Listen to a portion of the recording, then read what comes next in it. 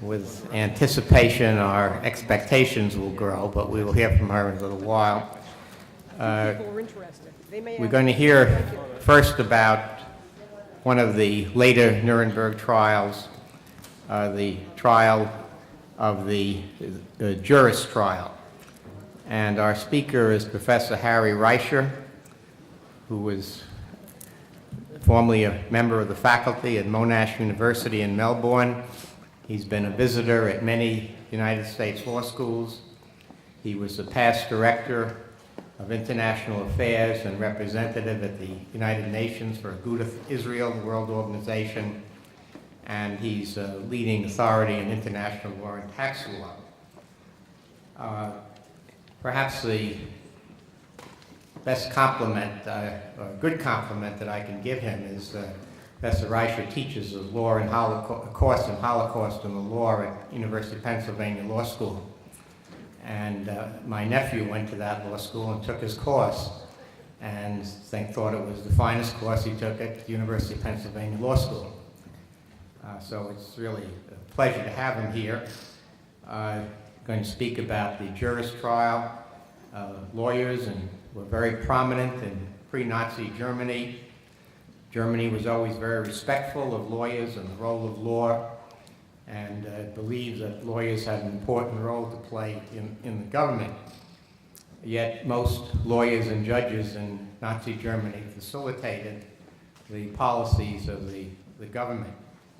The German historian Ingo Müller, after looking at the role of judges in Germany at the time, in his book, Hitler's Justice, said that there was virtually no judicial resistance, and concluded that if a judge refused to accept the injustices of the system, the worst he had to fear was early retirement.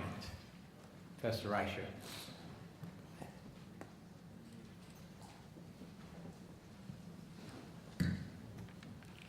Ich danke Ihnen sehr herzlich, Professor Glückstein, für Ihren warmen, freundlichen und höflichen Begrüßung und Vorstellung.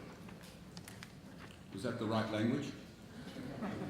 I think I just threw the simultaneous interpreters into a panic.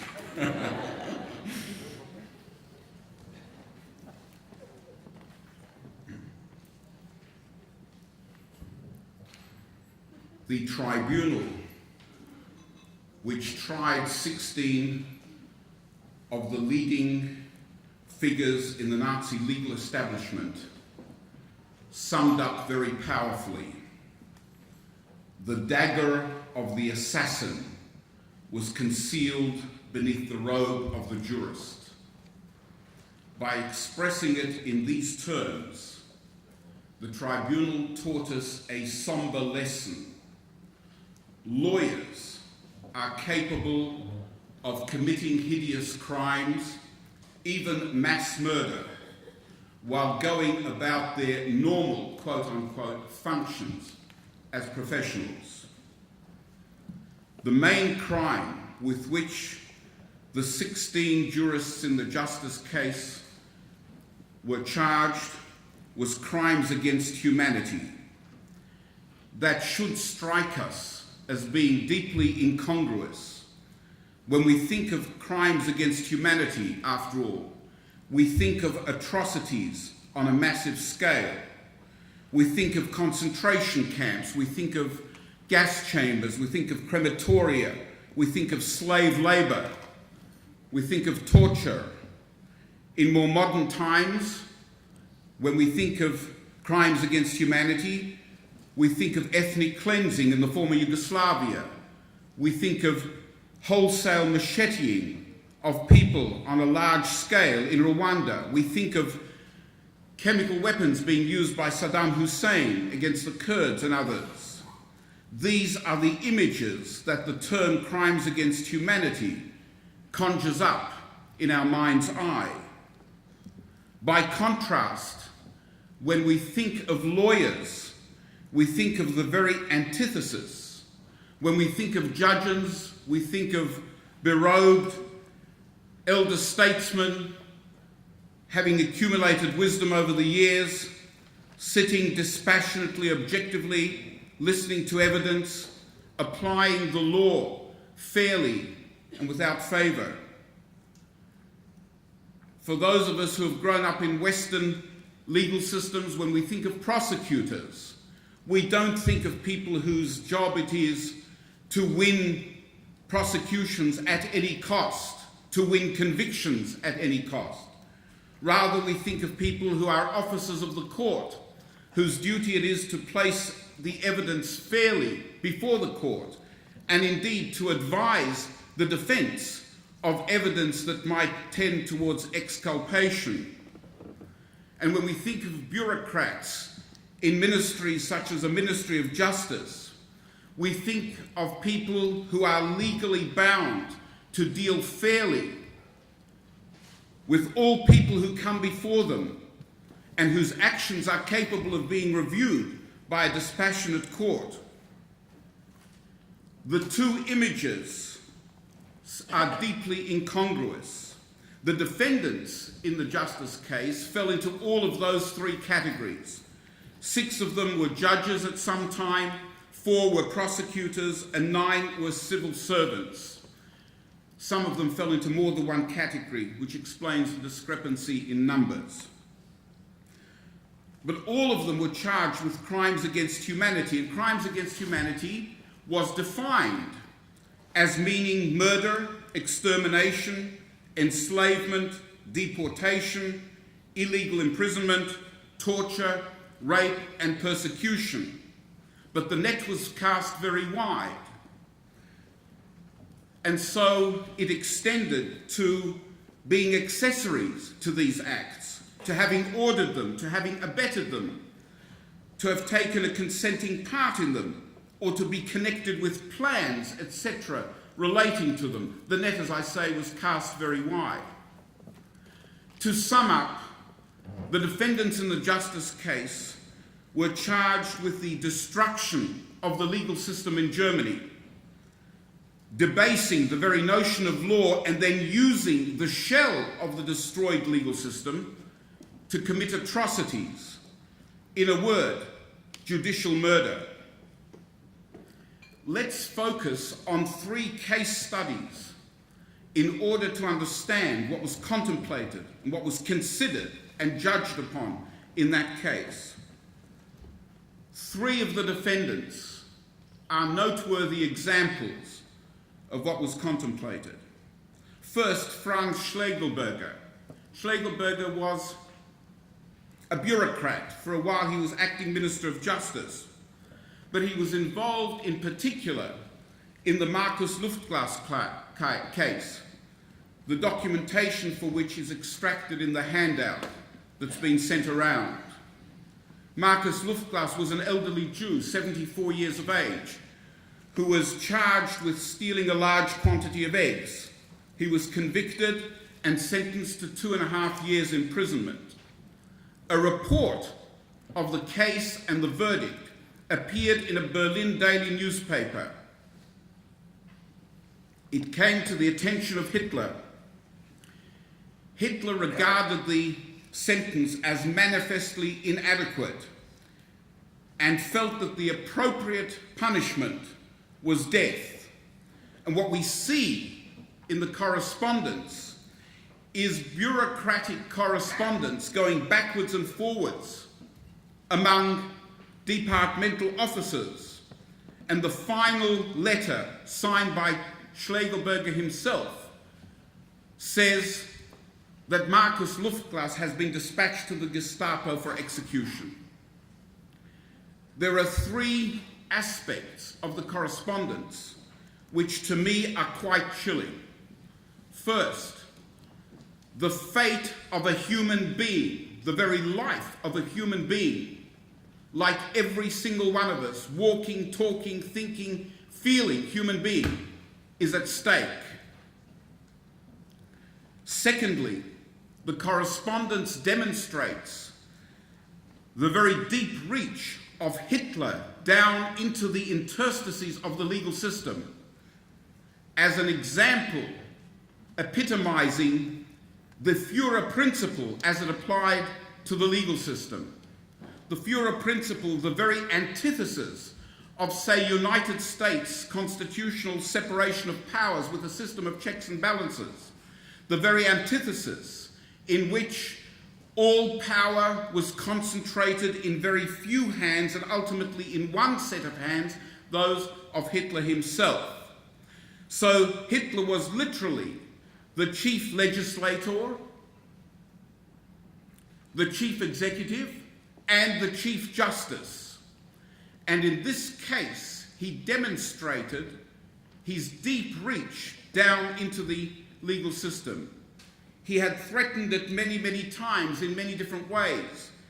In his speeches, he railed against the judges, telling them that they had to toe the party line to meet the needs of the hour, and telling them in so many words that if they didn't meet the needs of the hour, he would unhesitatingly reach into the legal system, pluck them out of it, and dismiss them. And this is an example of his reach down into the legal system. The third chilling aspect of the correspondence to me is the bland, almost matter-of-fact bureaucraties in which the correspondence is expressed. You would never know, for the most part, that you are talking about putting a human being to death. The same sort of correspondence could have been applied through precedent correspondence to the shipping of coals to Düsseldorf. The tribunal in the justice case said that Schlegelberger, quote, disregarded legal judicial process in his efforts to fulfill the will of Hitler. Hitler said in the Luftglas case the sentence should be death. Schlegelberger made sure that Hitler's whim was carried out. They went on, contributing to the destruction of judicial independence. There was no such thing as judicial independence in Germany. The judges were and were expected to be mouthpieces of the political arm and to implement the underlying racial ideology as expressed in the party platform and in many, many other ways. They went on specifically that he concocted many, quote, legal justifications, unquote, for SS shootings of defendants whose court sentences were deemed insufficient by Hitler, unquote. Schlegelberger was involved in numerous cases along the same lines as the Luftglas case. If you do it once, that's murder. If you do it twice, that's 2 counts of murder. And if you do it enough times, that's mass murder. Let's come now to Kurt Rothenberger. Rothenberger was a judge who coveted the position of Under-Secretary of the Justice Ministry, at the top of the civil service part of the Justice Ministry. In order to get that position, he knew that he had to curry favour with Hitler himself. And so what he did was he composed an infamous memorandum, known colloquially as the Rothenberger Memorandum, in which he set out in details his views of the nature and the role of the judiciary in a National Socialist state. Among many other things, this is what Rothenberger wrote in that memorandum. Quote, law must serve the political leadership, unquote. Another quote, the Führer is the supreme judge. Theoretically, the authority to pass judgment is only his. And a third quote, a judge who is in a direct relation of fealty to the Führer must judge like the Führer. Rothenberger made many other statements over time to like effect. His message, in which he echoed Hitler, was there is no such thing as judicial independence. The role of the judges is simply stated to execute the political will as expressed ultimately by the Führer himself. In the materials that we have, there is an extract from cross-examination of Kurt Rothenberger at Nuremberg. It's something that reads like a passage out of Alice in Wonderland, because there is the author of the Rothenberger memorandum sitting in the witness box on oath and under cross-examination, asserting that his memorandum was an argument for judicial independence. And presumably he said that with a straight face. Reading through that cross-examination is an illuminating exercise. The tribunal said about Rothenberger that he, quote, contributed toward the prostitution of the Ministry of Justice and the courts. Prostitution, a very powerful word, sending a strong message of disapproval, and their subordination to the arbitrary will of Hitler, arbitrary will. When Rothenberger talked about a judge having to judge like the Führer, we can see in practice how this expressed itself both in form as well as in substance. Perhaps if we could have the first video clip. Sorry, I didn't know where you were. I was going to give you a bit of advance notice. This is a sitting of the People's Court presided over by its president, Roland Freisler, as they come in.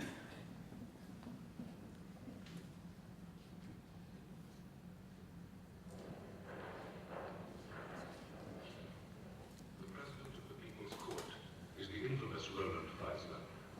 Hitler said that the traitors should not be allowed to make long speeches, that Freisler, our Wyszynski, would see to that. Wyszynski was Stalin's notorious prosecutor in the Russian treason trials in the 1930s. Hitler added that these traitors should suffer death by slow hanging within 2 hours of the sentence being passed. Thank you.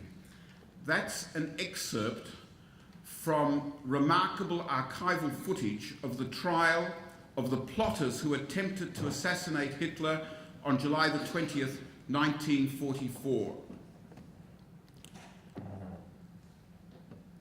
Freisler presided over that trial in the People's Court.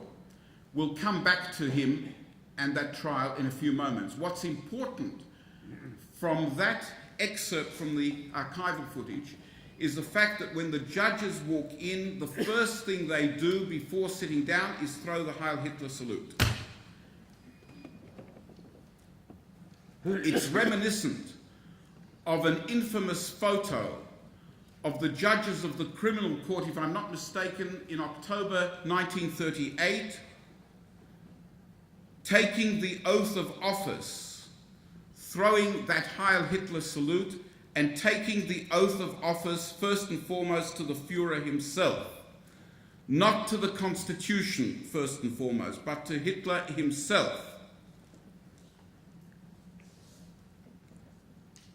In those ways, as exemplified by that scene from the People's Court, the judges gave powerful expression to the notion that this was not a government under law, but law was subordinated to the government. Let's have a look now at another example of that when we see Freisler. My political experience caused me various difficulties. This is one of the defendants. For a long time, I worked for the German people and culture in Poland, and I witnessed repeatedly changing attitudes to the Poles.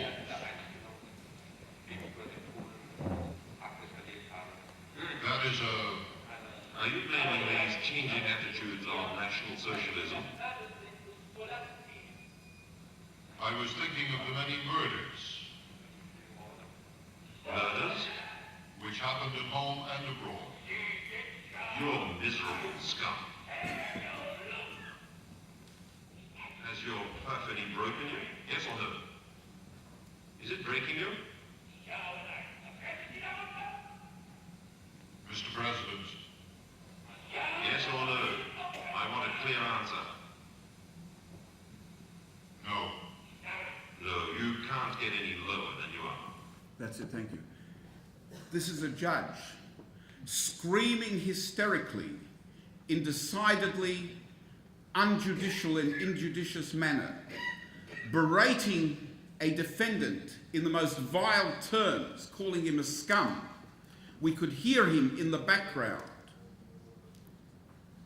In that trial of the plotters, they humiliated the defendants, taking senior army officers, for instance, and sending them into court to defend themselves without their dentures, putting on them clothes which were large and ill-fitting, and not supplying them with braces and belts, so that these elderly people had to stand there holding their trousers in their hands to prevent them from falling down. This was the way Freisler treated defendants. This was the way he screamed at them hysterically. William Shirer, in his classic work, The Rise and Fall of the Third Reich, described Freisler as a, quote, vile, vituperative maniac, unquote, in what we can admire as an attempt at British understatement. Judging like the Führer, that's the sort of thing it meant. Those are scenes which illustrate what Rothenberger meant by that. But let's come now to the substance. In substance, judging like the Führer meant coming to the right decision. And the right decision was the Jew lost. How you got to that conclusion was really secondary. Ernst Fraenkel, an emigre to this country who practiced law in Germany well into the 1930s, came here in 1938, settled in Chicago, and published a book in 1941 called The Dual State, a remarkable contemporary insight into the workings of the Nazi judicial system in the 1930s. His preface is very poignant because he lists a whole lot of people who've helped him, and then he writes about people who've helped him whom he can't name because they're still back home, and to name them would probably mean a death sentence. He talked about a dual state in which a normative legal system, normative judicial system, operated side by side with what he called a prerogative legal system, where everything that was political was taken out of the normal legal thinking and legal reasoning and treated according to, quote, the sound instinct of the people, National Socialist philosophy, vague concepts like that, which ultimately meant implementing Hitler's whim.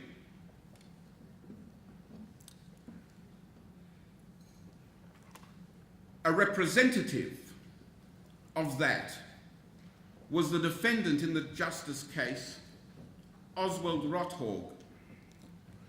Rothorg was the judge in the infamous Katzenberger case, which was immortalized in Stanley Kramer's film Judgment at Nuremberg. Katzenberger was a Jew who was 68 when the decision was handed down in that case. He was charged with racial pollution, having had an affair with a young Aryan woman by the name of Irene Zeiler, who at the time of the finish of the case was 31 years of age. We see, and it's there in the materials, how Rothorg goes through the motions at first to establish the jurisdictional basis for the court's acting in this case. He goes through the motions to establish that Katzenberger was himself a Jew. And he goes through the definition of a Jew in the first ordinance to the Nuremberg laws, first ordinance having been promulgated on November the 14th, 1935, and he finds that Katzenberger is a Jew because at least 3 of his grandparents were Jewish by religious affiliation. They were either members of a congregation, of a Jewish congregation, or it had some other affiliation with the Jewish community. So he starts off appearing, for all intents and purposes, to go through the motions of a seriously, carefully considered judicial exercise in reasoning, or exercise in judicial reasoning. But we know that he has to get to the right result. The right result consists of 2 things. Number 1, that Katzenberger has to be found guilty, and secondly, that he has to get the death penalty as far as Rothol's concerned. He has 2 obstacles, and in dealing with those 2 obstacles, he invokes 2 procedural gimmicks, particularly nasty gimmicks, in order to ensure that he gets to the right result. First, to find Katzenberger guilty, he has the problem that the only evidence is very circumstantial, very flimsy. There's hearsay, there's rumor, nothing solid. The only person who's in a position to give evidence which is sound in the sense that it's firmly based on fact is Irene Zeiler. The problem is that she's going to exonerate him because she is going to testify that nothing happened between them. What does he do? He charges Zeiler with perjury, and he runs the perjury trial concurrently with the Katzenberger case on racial pollution. So what he does is he finds her guilty of perjury, and that eliminates all her testimony, and then he can go back to drawing whatever inferences he wants to draw, not only from the extremely flimsy surrounding material, but also from his own knowledge of life and human nature. So he gets to square one. The Jew is guilty. In the course of reading the judgment carefully, one sees that he starts off with a charge against Katzenberger of racial pollution. But during the course of the judgment, he elides into something called a public enemy, and he invokes the law dealing with public enemies. And in fact, Katzenberger ends up being sentenced not under a law dealing with racial pollution, but under the law dealing with public enemies. Why? Because the charge of racial pollution emanated from the law for the protection of German blood and honor, one of the 3 infamous Nuremberg laws promulgated in this city on September the 15th, 1935. The 70th anniversary is coming up in a few weeks. That was the centerpiece of legislation aimed at implementing Nazi racial ideology. First and foremost, it prevented marriage. It outlawed marriage between Jews and Aryans. Secondly, it outlawed extramarital relations between them. And that was the charge that applied to Katzenberger, ostensibly. The problem with that was that the maximum penalty for racial pollution was imprisonment and hard labor. It didn't even specify life imprisonment. It was not the death penalty. There was no death penalty for the crime of racial pollution. So what Rotholz did was to import the law on public enemies, brand Katzenberger as a public enemy, and under that law he could mete out the death penalty, and that's exactly what he did, getting to the right result, judging like the Führer. the tribunal said about Rothhag, he judged arbitrarily and unfairly. That is to say, his judging was driven by results. The result being the Jew had to lose and lose big. Specifically, that he disregarded the protection against double jeopardy in criminal procedure in order to dole out harsher penalties to those already sentenced.